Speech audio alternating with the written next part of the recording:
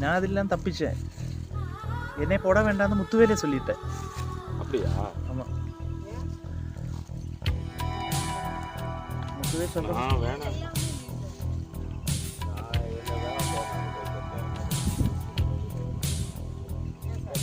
காதல் ரோஜாவே எங்கே நீ எங்கே, கண்ணீர் வழியுதடி கண்ணீர்.